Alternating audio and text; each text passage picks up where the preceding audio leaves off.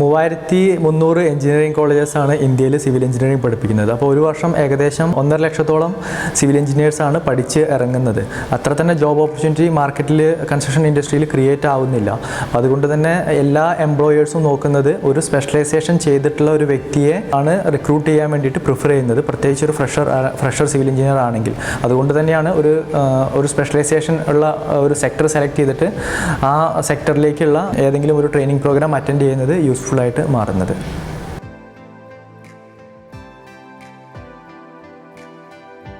ഇപ്പോൾ ഞാൻ ആദ്യം പറഞ്ഞതുപോലെ ഒരു വർഷം ഏകദേശം 1,50,000 സിവിൽ എഞ്ചിനീയേഴ്സ് കോളേജിൽ നിന്ന് പഠിച്ചിറങ്ങുന്നുണ്ട്. അതിൽ തന്നെ സൗത്ത് ഇന്ത്യയിലെ കണക്കുകൾ നോക്കിക്കഴിഞ്ഞാൽ ഏകദേശം 70,000 എഞ്ചിനീയേഴ്സാണ് സൗത്ത് ഇന്ത്യയിൽ നിന്ന് കംപ്ലീറ്റ് ചെയ്യുന്നത്.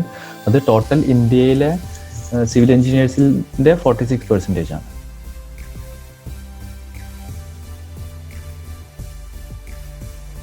ഒരു ടിപ്പിക്കൽ ഓർഗനൈസേഷൻ സ്ട്രക്ചറാണ് ഞാൻ ഇവിടെ കാണിച്ചിരിക്കുന്നത്. അതിൽ ഡിഫറെൻറ്റ് ഡിപ്പാർട്ട്മെൻറ്റ്സ് എന്തൊക്കെയാണ് എന്ന് ഹൈലൈറ്റ് ചെയ്തിട്ടുണ്ട്. ഇതൊരു കോൺട്രാക്റ്റിംഗ് ഫേമിനെ ബേസ് ചെയ്തിട്ടുള്ള ഒരു ഓർഗനൈസേഷൻ സ്ട്രക്ചറാണ്.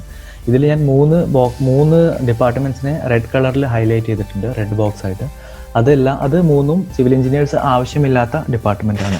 മറ്റുള്ള എല്ലാ ഡിപ്പാർട്ട്മെൻറ്റിലും സിവിൽ എഞ്ചിനീയേഴ്സിന് ആവശ്യം വരാറുണ്ട്. അതിൽ തന്നെ ഞാൻ വീണ്ടും ഹൈലൈറ്റ് ചെയ്തിട്ടുണ്ട്, അത് യെല്ലോ ബാക്ക്ഗ്രൗണ്ടിൽ ഹൈലൈറ്റ് ചെയ്തിട്ടുണ്ട്. അതെല്ലാം ക്വാണ്ടിറ്റി സർവേഴ്സിന് ആവശ്യമുള്ള ഡിപ്പാർട്ട്മെൻറ്റാണ്. അപ്പോൾ ക്വാണ്ടിറ്റി സർവേഴ്സ് ഒരു കമ്പനിയിൽ സൈറ്റിലോ അല്ലെങ്കിൽ ബില്ലിങ്ങിലോ അല്ലെങ്കിൽ ടെൻഡർ ഡിപ്പാർട്ട്മെൻറ്റിലോ മാത്രമല്ല പല ഡിപ്പാർട്ട്മെൻറ്റ്സിലും ക്വാണ്ടിറ്റി സർവേഴ്സ് ആവശ്യമായിട്ട് വരാറുണ്ട്. Client billing, variation and claims, sub contractor billing. അപ്പോൾ അതുകൊണ്ട് തന്നെ നല്ല ഒരു ഓപ്പർച്യൂണിറ്റീസ് കൂടുതലുള്ള ഒരു സ്ട്രീം ലൈനാണ് ക്വാണ്ടിറ്റി സർവേ എന്ന് പറയുന്നത്. ഇതിൽ തന്നെ താഴെ പറയുന്നതെല്ലാം സൈറ്റ് കാറ്റഗറി ഓഫ് ജോബ്സ് ആണ്, മുകളിൽ പറയുന്നത് ഓഫീസ് കാറ്റഗറി ജോബ്സ് ആണ്.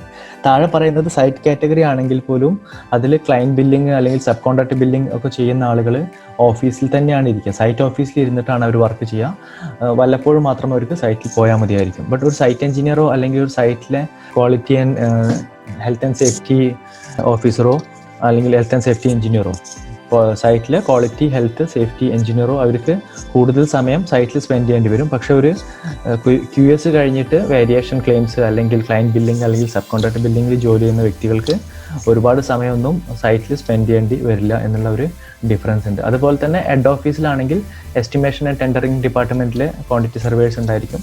സബ് കോൺട്രാക്ടേഴ്സിനെ ഫൈനലൈസ് ചെയ്യാനുള്ള ഡിപ്പാർട്ട്മെൻറ്റിൽ ക്വാണ്ടിറ്റി സർവേഴ്സ് ഉണ്ടായിരിക്കും.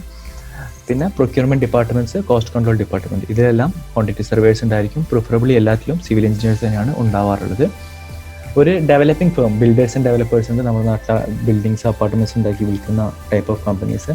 അവിടെയും സബ് കോൺട്രാക്ടിംഗ് ഡിപ്പാർട്ട്മെൻറ്റ്സും പ്രൊക്യൂർമെൻറ്റ് ഡിപ്പാർട്ട്മെൻറ്റ്സും കോസ്റ്റ് കൺട്രോൾ ഡിപ്പാർട്ട്മെൻറ്റ് എല്ലാം ഉണ്ടായിരിക്കും. അവിടെയെല്ലാം ഇതുപോലെ ക്വാണ്ടിറ്റി സർവേഴ്സിന് ആവശ്യം വരും. അത്തരം ഫേംസിൽ എസ്റ്റിമേഷൻ ആൻഡ് ടെൻഡർ ഡിപ്പാർട്ട്മെൻറ്റ് ഉണ്ടായിരിക്കില്ല. കാരണം അവർ വേറെ ഗവൺമെൻറ്റിൻ്റെ അല്ലെങ്കിൽ വേറെ ക്ലയൻറ്റിൻ്റെ പ്രൊജക്റ്റ് എടുത്ത് ചെയ്യല്ല, സ്വന്തം പ്രൊജക്റ്റുകൾ ചെയ്യാണ് ചെയ്യുക. അപ്പോൾ അത് ആവശ്യം വരാറില്ല. പിന്നെ താഴേക്ക് വരുമ്പോൾ സബ് കോൺട്രാക്ട് ബില്ലിങ് അവിടെയും ആവശ്യമായിട്ട് വരും. അതുപോലെ തന്നെ വേരിയേഷൻ ആൻഡ് ക്ലെയിംസിൻ്റെ ഡിപ്പാർട്ട്മെൻറ്റോ അല്ലെങ്കിൽ അതുമായി ബന്ധപ്പെട്ട വർക്ക് ചെയ്യുന്ന സ്റ്റാഫ് ഡെവലപ്പേഴ്സ് ആൻഡ് ബിൽഡേഴ്സിലും ഉണ്ടായിരിക്കും. ഇത്രയുമാണ് ഓഫീസ് ജോബിൻ്റെയും സൈറ്റ് ജോബിൻ്റെയും കാറ്റഗറൈസേഷനിൽ വരുന്നത്. ഇതിൽ ഞാൻ പ്ലാനിംഗ് ഡിപ്പാർട്ട്മെൻറ്റിനെ പറ്റിയിട്ട് ഹൈലൈറ്റ് ചെയ്തിട്ടില്ല. അത് ഒരു മീഡിയം സൈസിനേക്കാൾ വലിയ കോൺട്രാക്ടിങ് കമ്പനീസ് ആണെങ്കിൽ അതിലെല്ലാം ഒരു പ്ലാനിംഗ് ഡിപ്പാർട്ട്മെൻറ്റും കൂടി ഉണ്ടായിരിക്കും. പ്രൈമവേര അല്ലെങ്കിൽ MSP പോലുള്ള പ്ലാനിംഗ് സോഫ്റ്റ്വെയർസിൻ്റെ നോളേജുള്ള ആളുകളാണ് അതിൽ ഉണ്ടായിരിക്കുക. ഡിസൈൻ ടീം, സ്ട്രക്ചറൽ ഡിസൈൻ ചെയ്യുന്ന ഡിസൈൻ ടീം എല്ലാ കോൺട്രാക്ടിങ് കമ്പനീസിലൊന്നും ഉണ്ടായിരിക്കില്ല. അവർ അങ്ങനെ ഒരു ഡിസൈൻ്റെ റിക്വയർമെൻറ്റ് വന്നു കഴിഞ്ഞാൽ ഡിസൈൻ കൺസൾട്ടൻസിനെ അപ്പോയിൻറ്റ് ചെയ്തിട്ട് അവരെ കൊണ്ട് വർക്ക് ചെയ്യിക്കുകയാണ് ചെയ്യുക. ഒരു മീഡിയം ലെവലുള്ള എല്ലാ കോൺട്രാക്ടിങ് ഫേംസും ഡിസൈൻ പാർട്ട് അങ്ങനെയാണ് ചെയ്യുക. പിന്നെ 1-2 ഡ്രാഫ്റ്റ്സ്മാനെ അല്ലെങ്കിൽ 3-4 ഡ്രാഫ്റ്റ്സ്മാനെ അവരുടെ കമ്പനികളിൽ അല്ലെങ്കിൽ ഓരോ പ്രൊജക്റ്റിലും ഉണ്ടായിരിക്കുള്ളൂ. അത് അത്യാവശ്യം വേണ്ട ഡ്രോയിങ്സ് ഉണ്ടാക്കാനാണ്. അല്ലാതെ ഒരു പ്രൊജക്റ്റിൻ്റെ ഓവറോൾ ഡിസൈനും ഡ്രോയിങ്സും എല്ലാം ആർക്കിടെക്ട്സിനെ അല്ലെങ്കിൽ ഡിസൈൻ കൺസൾട്ടിങ് ഫേംസിനെ അപ്പോയിൻറ്റ് ചെയ്തിട്ട് അവരെ കൊണ്ട് ചെയ്യിച്ചെടുക്കുകയാണ് ഒട്ടുമിക്ക കോൺട്രാക്ടിങ് കമ്പനീസും ചെയ്യാറുള്ളത്. ഇനി ഡ്രാഫ്റ്റ്സ്മാൻ ആവാൻ വേണ്ടിയിട്ട് സിവിൽ എഞ്ചിനീയറിംഗ് കഴിയണം എന്നുള്ളൊരു മാൻഡേറ്റ് ഇല്ല. അതിന് നോർമലായിട്ട് ഓട്ടോകാഡ് അറിയുന്ന നന്നായിട്ട് വരയ്ക്കാൻ കഴിവുള്ള അല്ലെങ്കിൽ ഓട്ടോകാഡിൽ സ്പീഡുള്ള ആളുകൾ ആയിരിക്കും. അപ്പോൾ പല കമ്പനീസിലും നമ്മൾ പോയി കഴിയുമ്പോൾ ഒരു സിവിൽ എഞ്ചിനീയർ കഴിഞ്ഞ് ഡ്രാഫ്റ്റിംഗ് ചെയ്തിട്ട് ഡ്രാഫ്റ്റ്സ്മാൻ ആയിട്ടാണ് വർക്ക് ചെയ്യുന്നതെന്നുണ്ടെങ്കിൽ ലോങ് ടേമിൽ നമുക്ക് തോന്നാം സിവിൽ എഞ്ചിനീയറിംഗ് കഴിഞ്ഞ് എനിക്ക് കിട്ടുന്ന സാലറിയും സിവിൽ എഞ്ചിനീയറിംഗ് കഴിയാത്തൊരു വ്യക്തിക്ക് കിട്ടുന്ന സാലറിയും സെയിം ആണല്ലോ, നിങ്ങൾ രണ്ടുപേരും ചെയ്യുന്നത് ഒരേ വർക്കാണല്ലോ എന്നൊരു തോട്ട് പലപ്പോഴും വരാൻ സാധ്യതയുണ്ട്. അപ്പോൾ അതുകൊണ്ട് ഡ്രാഫ്റ്റിംഗ് ഒരു ഏരിയ ആയിട്ട് ചൂസ് ചെയ്യാതിരിക്കാൻ പറ്റുമെങ്കിൽ അതാണ് നല്ലത്. അതുകൊണ്ട് കുഴപ്പങ്ങളൊന്നുമില്ല, ബട്ട് ഇങ്ങനെയുള്ള ചില ഇഷ്യൂസ് ഉണ്ട്. ഡ്രാഫ്റ്റിങ്ങിന് പകരം റീഇൻഫോഴ്സ്മെന്റ് ഡീറ്റെയിലിംഗ് എന്ന് പറയുന്ന ഒരു ഇതുണ്ട്. അത് ചെയ്യാൻ പറ്റുമെങ്കിൽ, അതിനെപ്പറ്റി കൂടുതൽ പഠിച്ചിട്ട് അതുമായി ബന്ധപ്പെട്ട് സ്ട്രക്ചറൽ ഡിസൈൻ കൺസൾട്ടൻസി കൂടെ വർക്ക് ചെയ്യാൻ പറ്റുമെന്നുണ്ടെങ്കിൽ അത് നല്ലൊരു ജോബ് ഓപ്പർച്യൂണിറ്റിയാണ്, നല്ലൊരു ഡിസിപ്ലിനാണ്. അതല്ലെങ്കിൽ പിന്നെ സൈറ്റ് ജോബ്സിൽ ചെയ്യാൻ പറ്റും. സൈറ്റ് എഞ്ചിനീയേഴ്സ് ക്വാളിറ്റി അല്ലെങ്കിൽ സേഫ്റ്റി ഒക്കെ പഠിച്ചിട്ട് സൈറ്റുമായി ബന്ധപ്പെട്ട വർക്ക്സ് ചെയ്യാം. അല്ലെങ്കിൽ ഓഫീസ് ജോബാണ് വേണമെങ്കിൽ ക്വാണ്ടിറ്റി സർവേയുമായി ബന്ധപ്പെട്ട കോഴ്സസോ അതിനെപ്പറ്റി നോളജോ അതുമായി റിലേറ്റഡ് ആയിട്ടുള്ള സോഫ്റ്റ്വെയർസും മറ്റും പഠിച്ചിട്ട് ക്വാണ്ടിറ്റി സർവേയറായിട്ട് ഓഫീസ് ജോബും ചെയ്യാൻ സാധിക്കും. ഇത്രയുമാണ് മെയിനായിട്ട് ഡിഫറെൻറ്റ് ഡിപ്പാർട്ട്മെൻറ്റ്സിൻ്റെ ബേസിസിൽ ചെയ്യാൻ സാധിക്കുന്ന ജോബ്സ്. നിങ്ങൾ ആദ്യം തീരുമാനിക്കേണ്ടത് ഗവൺമെൻറ് ജോബ് വേണോ അതോ പ്രൈവറ്റ് ജോബ് വേണോ എന്നുള്ളതാണ്. ഗവൺമെൻറ് ജോബാണ് വേണ്ടത് എന്നുണ്ടെങ്കിൽ PSC അതുപോലുള്ള ഗേറ്റിൻ്റെ എൻട്രൻസും മറ്റും എഴുതി സ്കോർ നേടിക്കഴിഞ്ഞാൽ പബ്ലിക് സെക്ടർ കമ്പനീസിലോ അല്ലെങ്കിൽ ഗവൺമെൻറ് ഡിപ്പാർട്ട്മെൻറ്റ്സിലോ ജോബ് നേടാൻ സാധിക്കും. അതിനെക്കുറിച്ച് ഡീറ്റെയിൽ എനിക്ക് അധികം അറിയില്ല, അതിനെപ്പറ്റി ഞാനിവിടെ എക്സ്പ്ലെയിൻ ചെയ്യുന്നത്. ഞാൻ പ്രൈവറ്റ് ജോബ്സിന് മാത്രമേ പറയുന്നുള്ളൂ. ഞാൻ എൻ്റെ കരിയറിൽ വർക്ക് ചെയ്ത് മുഴുവൻ പ്രൈവറ്റ് കമ്പനീസിന് വേണ്ടിയിട്ടായിരുന്നു. പ്രൈവറ്റ് കമ്പനീസിൽ ജോബ് കിട്ടണമെങ്കിൽ കോൺട്രാക്റ്റിംഗ് ഫേംസ് ഉണ്ടായിരിക്കും, കോൺട്രാക്ടേഴ്സ്, അതുപോലെ തന്നെ കൺസൾട്ടിംഗ് ഫേംസ് ഉണ്ടായിരിക്കും. ആ 2 കാറ്റഗറിയിലും നമുക്ക് ജോബ് കിട്ടാൻ സാധ്യതയുണ്ട്. കോൺട്രാക്ടേഴ്സിൽ തന്നെ പിന്നീട് കോൺട്രാക്ടറുടെ താഴെ സ്പെഷ്യലൈസ്ഡ് സബ് കോൺട്രാക്ടേഴ്സ് ഉണ്ടായിരിക്കും, അവരുടെ കൂടെ ജോബ് കിട്ടും. പിന്നെ കൺസൾട്ടിംഗ് ഫേംസിൽ വരുന്നത് ഡിഫറെൻറ്റ് ടൈപ്പ് ഓഫ് കൺസൾട്ടൻസ് ഉണ്ടായിരിക്കും, അവരുടെ എല്ലാം കൂടെ സിവിൽ എഞ്ചിനീയേഴ്സിന് ജോബ് കിട്ടാൻ സാധ്യതയുണ്ട്.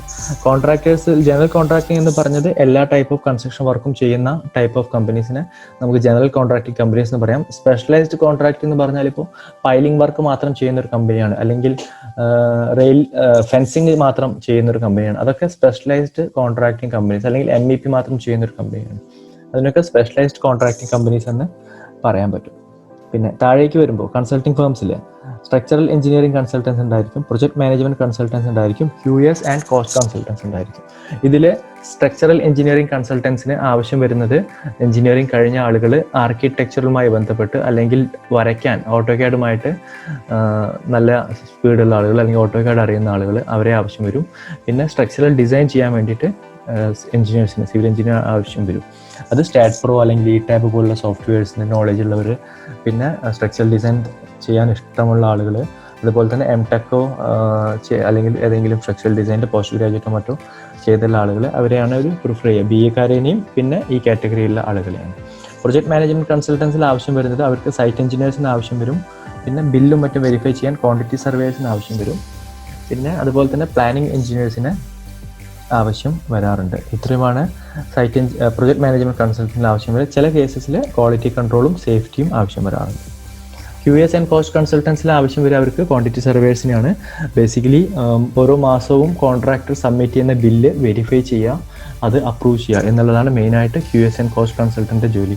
അതൊരു പ്രൊജക്റ്റ് പ്ലാൻ ചെയ്ത ബഡ്ജറ്റിൽ തന്നെ കംപ്ലീറ്റ് ആവുന്നുണ്ട് എന്നുള്ളത് എൻഷുർ ചെയ്യാൻ വേണ്ട എല്ലാ പേപ്പർ വർക്കും ഡോക്യുമെൻറ്റേഷനും കാര്യങ്ങളും ചെയ്യുന്നത് QS കൺസൾട്ടൻറ്റ് അല്ലെങ്കിൽ കോസ്റ്റ് കൺസൾട്ടൻസ് ആണ്. അപ്പോൾ അവിടെയെല്ലാം ക്വാണ്ടിറ്റി സർവേഴ്സിൻ്റെ റിക്വയർമെൻറ്റ് ഉണ്ടാവാറുണ്ട്. ആദ്യം നമ്മൾ തീരുമാനിക്കേണ്ടത് ഓഫീസ് ജോബ് വേണോ സൈറ്റ് ജോബ് വേണോ എന്നുള്ളത് നോക്കാം. അതല്ല എന്നുണ്ടെങ്കിൽ നമുക്ക് ഇഷ്ടമുള്ള സബ്ജക്റ്റ് ഏതാണ് എന്ന് നോക്കിയിട്ട് ആ സബ്ജക്റ്റുമായി ബന്ധപ്പെട്ടിട്ട് കൂടുതൽ പഠിക്കാൻ ശ്രമിക്കുന്നതായിരിക്കും എപ്പോഴും നല്ലത് എന്നാണ് എനിക്ക് തോന്നിയിട്ടുള്ളത്. ഓരോ ഡിപ്പാർട്ട്മെൻറ്റിനും വേണ്ട നോളേജ് ഡിഫറെൻ്റ് ആണ്. ഇപ്പോൾ സ്ട്രക്ചറൽ എഞ്ചിനീയറിംഗ് അല്ലെങ്കിൽ സ്ട്രക്ചറൽ ഡിസൈൻ ഇഷ്ടമുള്ള വ്യക്തികളാണ് എന്നുണ്ടെങ്കിൽ അവർ തന്നെ സൈറ്റിൽ അവർക്ക് പെർഫോം ചെയ്യാൻ സാധിക്കുന്നതിലും നന്നായിട്ട് അവർക്ക് ഒരു സ്ട്രക്ചറൽ എഞ്ചിനീയറിംഗ് കൺസൾട്ടൻ്റെ കൂടെ സ്ട്രക്ചറൽ ഡിസൈൻ ചെയ്യാൻ അവർക്ക് സാധിക്കും. പിന്നെ അതുപോലെ തന്നെ മാത്സ് ഇഷ്ടമുള്ള ആളുകൾ അല്ലെങ്കിൽ ക്വാണ്ടിഫിക്കേഷൻ്റെ സബ്ജക്റ്റ് ഇഷ്ടമുള്ള ആളുകളാണെങ്കിൽ അവർക്ക് ക്വാണ്ടിറ്റി സർവേയുമായി ബന്ധപ്പെട്ട ജോബ് ചെയ്യാൻ സാധിക്കും.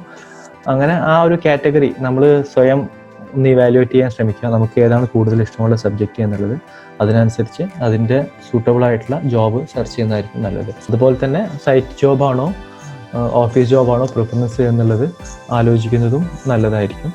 ഡെഫിനറ്റ്ലി ഈവൻ നമ്മൾ ഓഫീസ് ജോബാണ് പോകുന്നതെങ്കിൽ പോലും ഒരു ഇനീഷ്യൽ ഫേസ് ഓഫ് കരിയറിൽ കുറച്ച് സമയം സൈറ്റിൽ സ്പെൻഡ് ചെയ്യുന്നതും സൈറ്റിലെ കൺസ്ട്രക്ഷൻ ആക്ടിവിറ്റീസ് ഒബ്സർവ് ചെയ്യുന്നതും വളരെ ഇമ്പോർട്ടൻ്റ് ആയിട്ടുള്ള കാര്യമാണ്. ബട്ട് ഓൺ ലോങ് ടേം ബേസിസിൽ അതൊരു ഓഫീസ് ബേസ്ഡ് ജോബാണ് നമ്മൾ ടാർഗറ്റ് ചെയ്യുന്നതെന്നുണ്ടെങ്കിൽ ഇപ്പോൾ തന്നെ നമ്മൾ അതിന് വേണ്ടിയിട്ട് ട്രൈ ചെയ്യുന്നതും അതുമായി ബന്ധപ്പെട്ട കോഴ്സ് പഠിക്കുന്നതും അതുമായി ബന്ധപ്പെട്ട നോളജ് ഗെയിൻ ചെയ്യുന്നതും എപ്പോഴും നല്ലതായിരിക്കും.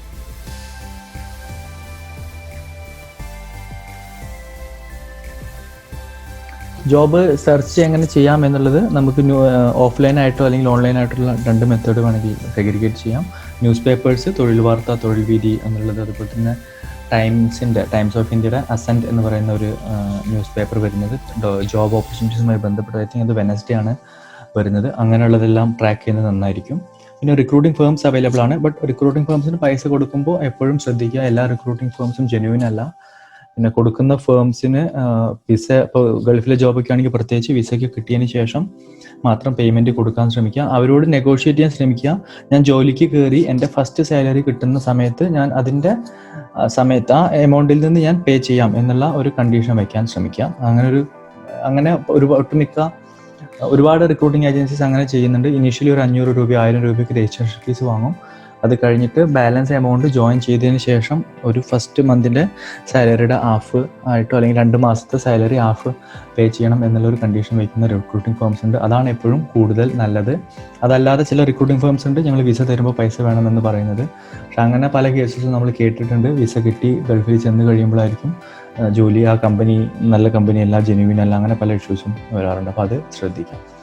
പിന്നെ ഓൺലൈൻ പോർട്ടൽസിൽ ഒരുപാട് ജോബ് പോർട്ടൽസ് ഉണ്ട്. Naukri Gulf, Times Jobs, Monster India, Indeed, Shine, ഇതൊക്കെ അതിൽ പ്രീമിയം ലെവലിൽ നിൽക്കുന്ന ചില ജോബ് പോർട്ടൽസാണ്. അവിടെയെല്ലാം നല്ലൊരു CV ക്രിയേറ്റ് ചെയ്ത് അത് അപ്ലോഡ് ചെയ്യുന്നത് നന്നായിരിക്കും. പിന്നെ CV ക്രിയേറ്റ് ചെയ്ത് അപ്ലോഡ് ചെയ്യുന്ന സമയത്ത് വെറും സിവിൽ എഞ്ചിനീയർ എന്ന് കാണിക്കാതെ ഒരു പർട്ടിക്കുലർ ഡിപ്പാർട്ട്മെൻറ്റ് അല്ലെങ്കിൽ പർട്ടിക്കുലർ പൊസിഷനിൽ, ഇപ്പോൾ ബില്ലിംഗ് ആണെങ്കിൽ ബില്ലിംഗ് എഞ്ചിനീയർ, ക്വാണ്ടിറ്റി സർവേയർ ആയിട്ടാണ് ഉദ്ദേശിക്കുന്നതെന്നുണ്ടെങ്കിൽ ബില്ലിംഗ് എഞ്ചിനീയർ ക്വാണ്ടിറ്റി സർവർ എന്നുള്ള വാക്കുകൾ യൂസ് ചെയ്ത് അത്തരത്തിലുള്ള ഒരു CV ക്രിയേറ്റ് ചെയ്തിട്ട് അത് അപ്ലോഡ് ചെയ്യാം.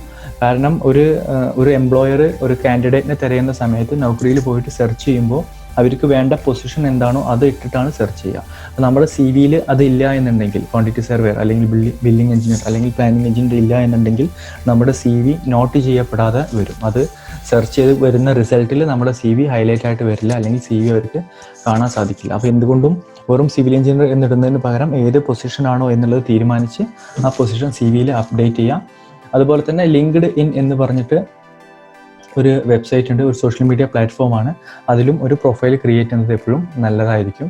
അത് ജോബ്സുമായി ബന്ധപ്പെട്ട് അല്ലെങ്കിൽ കോർപ്പറേറ്റ് ലെവലിൽ ഏറ്റവും ലീഡിംഗ് ആയിട്ടുള്ള ഒരു സോഷ്യൽ മീഡിയ പ്ലാറ്റ്ഫോമാണ്. ഈ ഓപ്ഷൻ വഴിയൊക്കെ ജോബ്സ് ഫൈൻഡ് ഔട്ട് ചെയ്യാൻ സാധിക്കും. പിന്നെ OLX, ഡ്യൂബിസെൽ അങ്ങനെയുള്ള ക്ലാസിഫൈഡ്സിൻ്റെ ആപ്ലിക്കേഷൻസ് അല്ലെങ്കിൽ ക്ലാസിഫൈഡ്സിൻ്റെ വെബ്സൈറ്റ്സിലും ജോബ് ഓപ്പർച്യൂണിറ്റീസ് പല ആളുകളും പോസ്റ്റ് ചെയ്യാറുണ്ട്. പ്രത്യേകിച്ച് ലോക്കൽ ആയിട്ടുള്ള, അപ്പോൾ നമ്മൾ നിൽക്കുന്ന ഏരിയയുടെ അടുത്ത് എവിടെയെങ്കിലും ജോബ് ഓപ്പർച്യൂണിറ്റി എന്ന് സെർച്ച് ചെയ്യാൻ ഇത്തരം പ്ലാറ്റ്ഫോംസ് വളരെ നല്ലതായിരിക്കും. ഇത്രയുമാണ് ബേസിക് ആയിട്ടുള്ള കാര്യങ്ങൾ പറയാനുള്ളത്. ഇനിയും എന്തെങ്കിലും ഡീറ്റെയിൽഡ് ആയിട്ട് ഇൻഫർമേഷൻസ് വേണമെന്നുണ്ടെങ്കിൽ പ്രൈവറ്റ് ജോബ്സിനെ പറ്റിയാണെങ്കിൽ ഞങ്ങളുടെ സ്ഥാപനത്തിൻ്റെ കോൺടാക്ട് ഡീറ്റെയിൽസ് ഇവിടെ ഷെയർ ചെയ്തിട്ടുണ്ട്. അതുവഴി കോൺടാക്ട് ചെയ്ത് കഴിഞ്ഞാൽ സ്പെസിഫിക് ആയിട്ടുള്ള ക്വയറീസ് എന്തെങ്കിലും ഉണ്ടെങ്കിൽ ഞങ്ങൾ റിപ്പോർട്ട് ചെയ്യുന്നതാണ്. പിന്നെ ഞങ്ങളുടെ സ്ഥാപനം മെയിനായിട്ട് ക്വാണ്ടിറ്റി സർവേയിൽ ഫോക്കസ് ചെയ്യുന്ന ഒരു ഇൻസ്റ്റിറ്റ്യൂട്ടാണ്. ക്വാണ്ടിറ്റി സർവേയുടെ ഒരു കോഴ്സാണ് നിങ്ങൾ ചെയ്യാൻ ചൂസ് ചെയ്യുന്നത് എന്നുണ്ടെങ്കിൽ, നിങ്ങൾ ആഗ്രഹിക്കുന്നതെന്നുണ്ടെങ്കിൽ ഞങ്ങൾക്ക് അതിനെപ്പറ്റി കൂടുതൽ ഡീറ്റെയിൽസ് പ്രൊവൈഡ് ചെയ്യാൻ സാധിക്കും. വളരെ നല്ല ഒരു ക്വാണ്ടിറ്റി സർവേ പ്രോഗ്രാം ഞങ്ങൾക്ക് പ്രൊവൈഡ് ചെയ്യാൻ സാധിക്കും. ഇൻഡസ്ട്രിയിൽ എന്താണ് ആവശ്യം എന്നുള്ളത് കൃത്യമായി മനസ്സിലാക്കിയിട്ടുള്ള ഒരു വ്യക്തിയാണ് ഞാൻ. അതുകൊണ്ട് തന്നെ ഞാൻ ഡിസൈൻ ചെയ്തിട്ടുള്ള ക്വാണ്ടിറ്റി സർവേ കോഴ്സിൽ ഇൻഡസ്ട്രി റിക്വയർമെൻറ്റ്സിനെ ഫുള്ളായിട്ട് കവർ ചെയ്തിട്ടുണ്ട്. നിങ്ങളുടെ നോളേജ് ഓൾറെഡി ഉണ്ട്, ആ നോളേജിനെ സ്കില്ലാക്കി മാറ്റുക എന്നുള്ളതാണ് ഇനി ആവശ്യമുള്ളത്. നിങ്ങളുടെ നോളേജിനെ സ്കില്ലാക്കി മാറ്റുവാൻ വേണ്ട എക്സ്പീരിയൻസ് എനിക്ക് ഓൾറെഡി ഉണ്ട്. അപ്പോൾ അതുമായി ബന്ധപ്പെട്ട ക്വാണ്ടിറ്റി സർവേയുമായി ബന്ധപ്പെട്ട കോഴ്സാണ് നിങ്ങൾ ചെയ്യാൻ ആഗ്രഹിക്കുന്നതെന്നുണ്ടെങ്കിൽ എനിക്കതിൻ്റെ സ്പെസിഫിക് ഡീറ്റെയിൽസും കോഴ്സ് ഡീറ്റെയിൽസും ഞാൻ ഷെയർ ചെയ്യുന്നതാണ്. പിന്നെ ഓവറോൾ ആയിട്ട് എന്തെങ്കിലും ജനറൽ ക്വയറീസ് ഉണ്ടെങ്കിൽ ഞങ്ങളെ കോൺടാക്ട് ചെയ്ത് കഴിഞ്ഞാൽ ഞങ്ങളത് ക്ലാരിഫൈ ചെയ്ത് തരുന്നതാണ്. Thank you.